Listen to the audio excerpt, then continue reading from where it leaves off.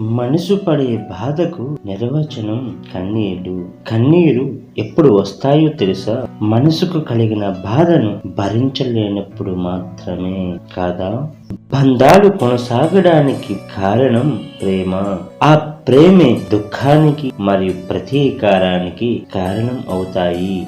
ఏదైతే మన జీవితంలో జరగకూడదు అని అనుకుంటామో అదే జరుగుతుంది.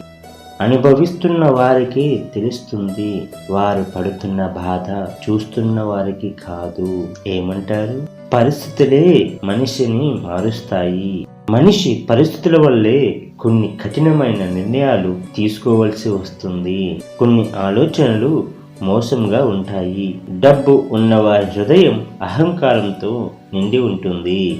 మనం కని అందమైన భవిష్యత్తు ఏ క్షణమైన ముక్కలైపోవచ్చు. మూర్ఖులు కనే కలలకు హద్దులే ఉండవు. ఎప్పటికీ తండ్రి తన ఆప్యాయతకు ఖర్చు లెక్కించకూడదు. తల్లిదండ్రుల ప్రేమకి బదులుగా త్యాగం ఇచ్చే కర్తవ్యాన్ని సంతానం మరవకూడదు. ఒకవేళ సుఖం లభించకపోతే లభించిన దాన్నే సుఖమని సంతృప్తి పడాలి. తల్లిదండ్రులకి సంపదకు నిర్వచనం కొడుకు అయితే సంస్కారానికి నిర్వచనం కూతురు. భార్య ఎలా ఉండాలి అంటే భర్త లోపాన్ని ఆమె పూరించగలగాలి. వికలాంగులు అనేవారు ఉండరు. ఇతరుల కంటే భిన్నులు మాత్రమే ఉంటారు.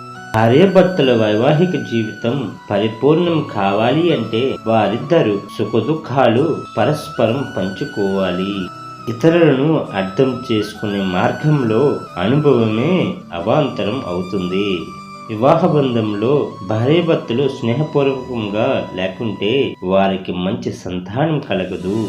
తల్లిదండ్రులు తీసుకున్న కొన్ని తప్పుడు నిర్ణయాల వల్ల పిల్లలు బాధకి మరియు కన్నీటికి కారణమవుతారు. నిర్ణయాలు తీసుకునే ముందు మనసును ప్రశాంతంగా ఉంచాలి. మనశ్శాంతి కోసం తీసుకునే నిర్ణయాల వల్ల బాధ లేక దుఃఖము కలుగుతుంది. తల్లిదండ్రులు పిల్లల భవిష్యత్తుపై కొన్ని నిర్ణయాలు తీసుకునే ముందు పిల్లలతో మాట్లాడాలి. పిల్లలపై తల్లిదండ్రులు నమ్మకం ఉంచాలి. ఏమంటారు?